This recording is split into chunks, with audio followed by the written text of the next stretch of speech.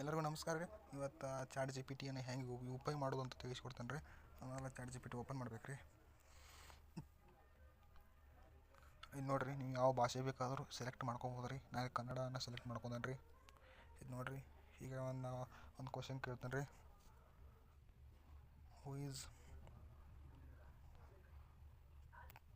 Prime minister of India ಅಂತ ಹೇಳ್ತೇನೆ ರೀ. ನೋಡಿರಿ, ಇದು ಉತ್ತರ ಕೊಡ್ತೇನೆ ನೋಡ್ರಿ. ಈಗ ನರೇಂದ್ರ ಮೋದಿ ಅಂತ ಬತ್ತು ರೀ.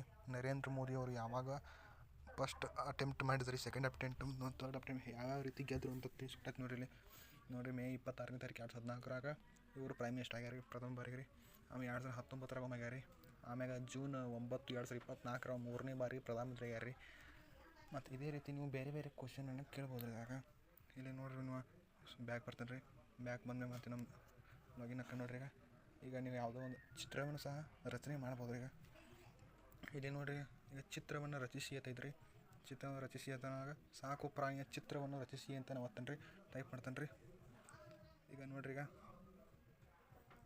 ಈಗ ನಾನು ಡಾಗ್ ಅಂತ ಸೆಲೆಕ್ಟ್ ಮಾಡ್ತೀನಿ. ಡಾಗ್ 3D ಅಂತ ಟೈಪ್ ಮಾಡ್ತೇನೆ ರೀ. 3D ಎನಿಮೇಷನ್ ಆ್ಯಂಡ್ ಕ್ಯಾಟ್ ಅಂತ ಮಾಡ್ತೇನೆ ರೀ. ಕ್ಯಾಟ್ ಪ್ಲೇಯಿಂಗ್ ಅಂತ ಮಾಡ್ತೇನೆ ರೀ.